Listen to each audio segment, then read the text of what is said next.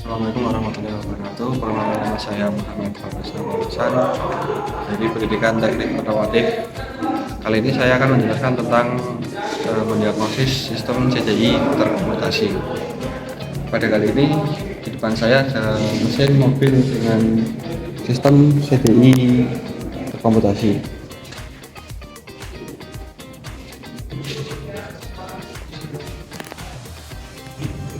Video ini dirancang untuk membantu kalian yang sedang mempersiapkan praktek atau ujian kompetensi.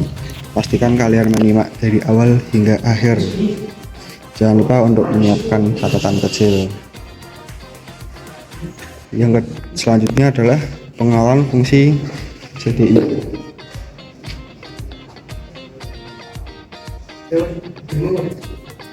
Singkatan CDI adalah kapasitor discrete ignition. Sistem ini menyimpan energi listrik sementara dalam kapasitor, lalu melepaskan secara tiba-tiba ke koil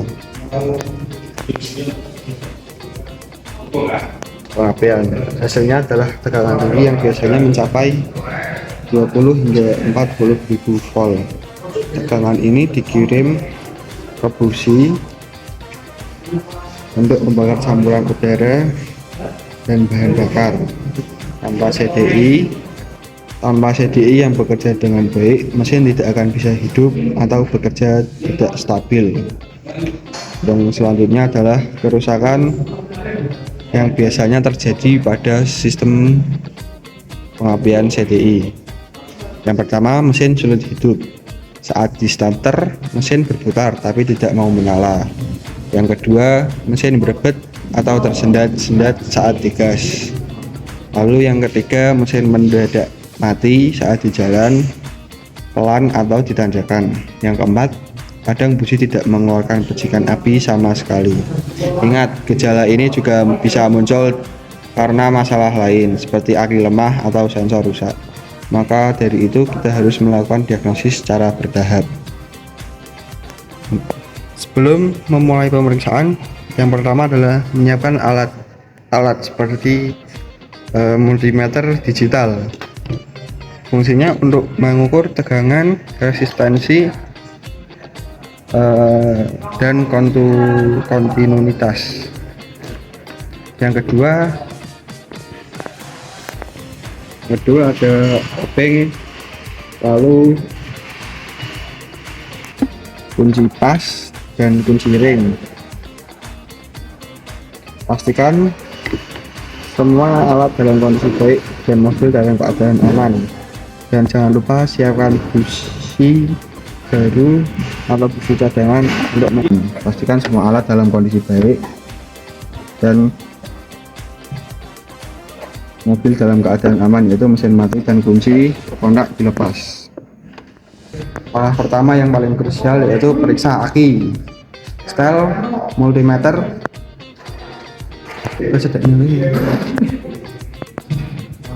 yang pertama, setel multimeter ke DC volt untuk mengukur tegangan aki dalam keadaan mesin mati.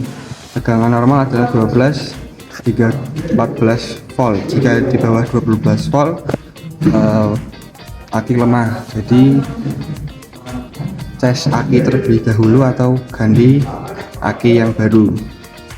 Setelah itu cek sekring di jalur sistem pengapian, biasanya terletak di fuse box dekat kemudi atau ruang mesin. Cabut dan lihat apakah kawat di dalamnya putus.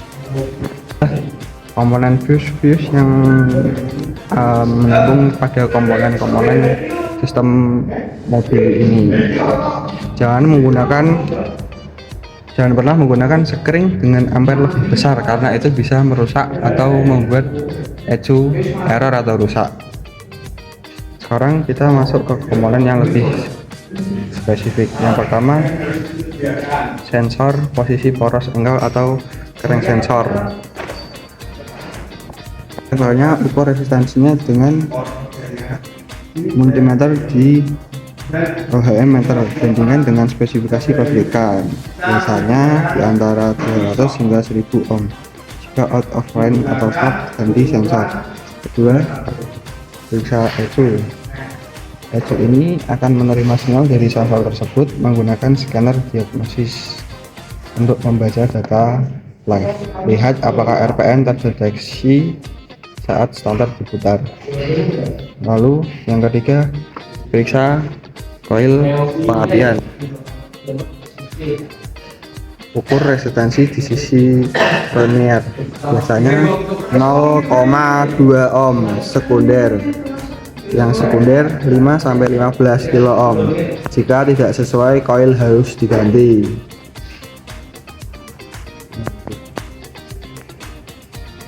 Lalu yang selanjutnya adalah mengecek kondisi busi.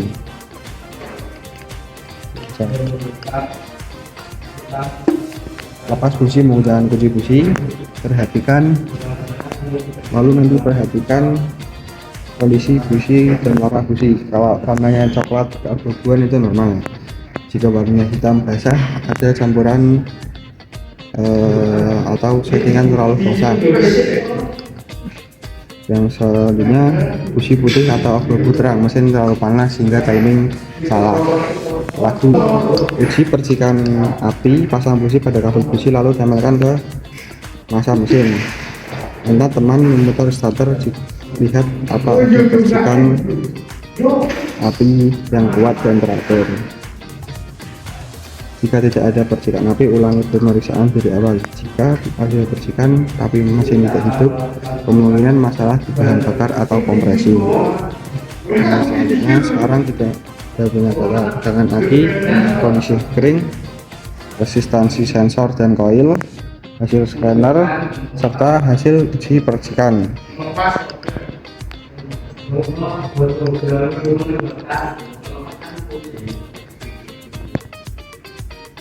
Selanjutnya mari kita analisis satu persatu. Jika semua komponen normal tapi tidak ada percikan, kemungkinan besar CDI unit itu sendiri yang rusak. Jika sensor buruk, acu tidak akan memicu CDI. Jika koil buruk, tegangan tidak akan naik ke busi. Jangan terburu-buru mengganti komponen sebelum yakin. Setelah sumber kerusakan ditemukan, lakukan perbaikan. Contoh, konektor ini salah satunya ada yang longgar. Lalu sensor ada kerusakan, ganti atau lepas dan ganti dengan sensor yang baru dan yang sesuai. CDI unit rusak, ganti dengan CDI yang kompatibel. Koil pengapian rusak, ganti dengan koil baru. Setelah penggantian, pasang kembali semua komponen. Pastikan kembali semua komponen, tidak ada yang tertukar kabelnya. Lakukan uji coba dengan menghidupkan mesin. Jika mesin hidup halus, maka diagnosis perbaikan berhasil.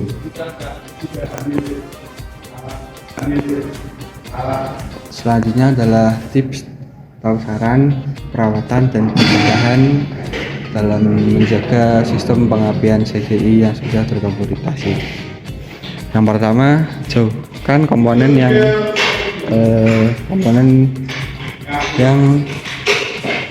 mudah konslet.